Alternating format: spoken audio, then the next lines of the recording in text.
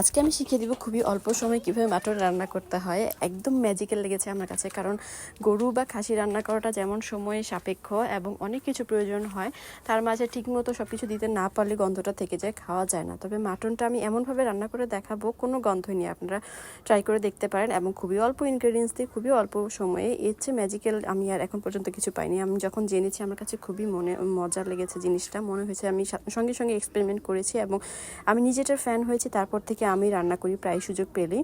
যদিও এটা আমাদের দেশীয় স্টাইল রান্না না, এটা আফগানিস্তানের রান্না। আমাদের খুব কাছের ফ্যামিলি ফ্রেন্ড, ওদের ফ্যামিলি থেকে আমি খেয়ে এত এটার ফ্যান হয়ে গিয়েছি। আপনারা দেখতেই পাচ্ছেন কীভাবে করছি। প্রথমে তেলে কিছু পেঁয়াজ রসুন ভেজে নিয়েছি আর টমেটোস। এগুলো আসলে ইনগ্রিডিয়েন্টসগুলো লাগবে, এগুলো ছাড়া হবে না। এবং যত বেশি কুচি কুচি করে কাটতে পারবেন। তারপর আমি একটু লেবুর রস চিপে দিচ্ছি।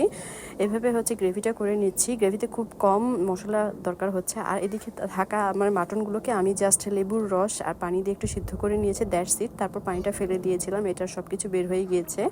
এটার যত গন্ধ থাকে আর যত ফ্যাটগুলো থাকে সেগুলো চলে গিয়েছে। তারপর ফিল্টার করার পরে মাংসগুলো আমি দিয়ে দিয়েছি।